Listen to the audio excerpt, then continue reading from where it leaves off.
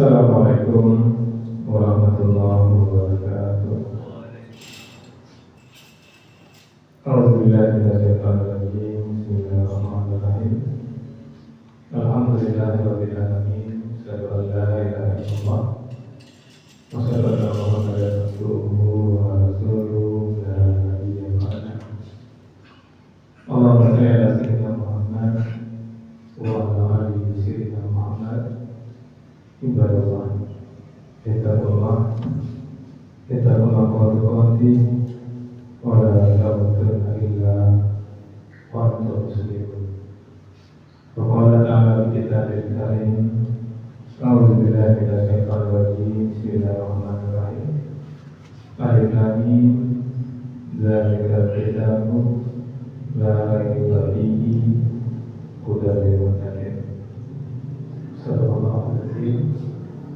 Bapak Ibu yang kami muliakan dan anak kami yang kami banggakan, alhamdulillah bersyukur kita kepada Allah kembali dengan izin dan rahmat Allah kita mampu hadir di sini. Mudah-mudahan hadirnya kita di sini Bapak Ibu benar-benar tercatat di sisi Allah Subhanahu wa Ta'ala, dan kita semua mendapatkan pahala terbaiknya. Amin. Amin ya Allah ya Rabbal alamin. Bapak Ibu, seperti biasa kajian kita menjelang iqamah dikumandangkan, yaitu kita melihat hikmah dan pelajaran dari ayat suci Al-Quran. Sekarang kita masuk surah Al-Baqarah ayat 90.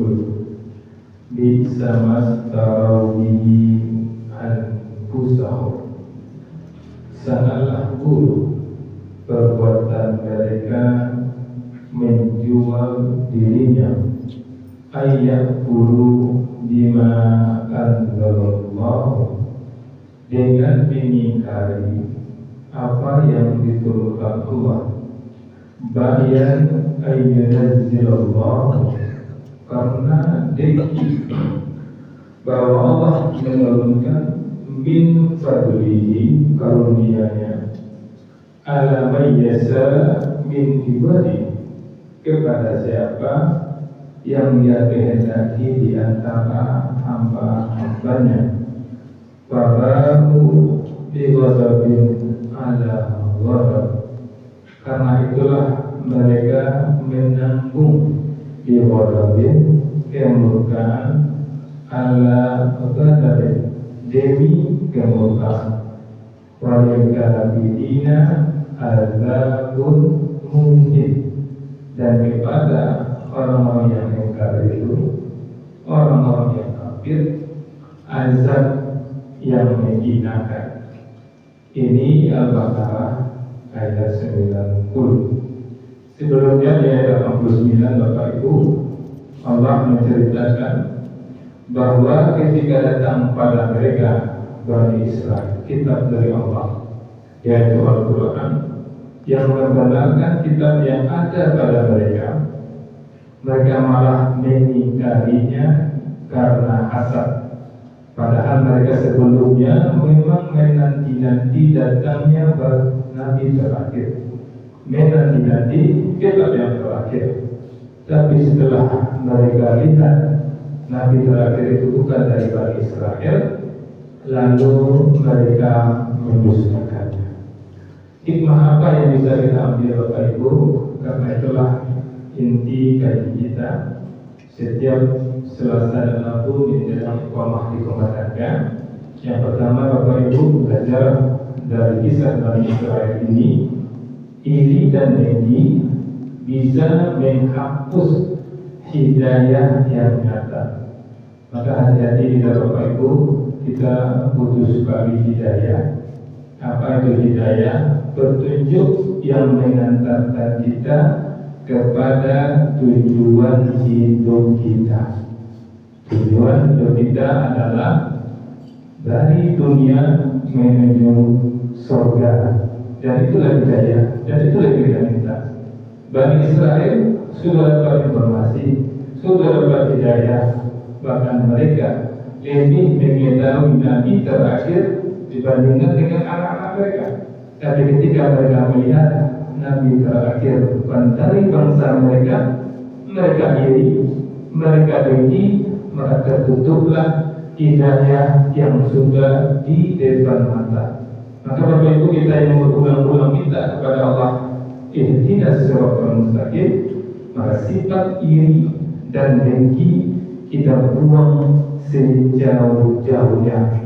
Sifat ini berpotensi ada pada masing-masing diri kita, karena setan sebagai musuh yang nyata bagi kita akan selalu memancing kita, membisik-bisikkan kepada kita sehingga timbul rasa iri.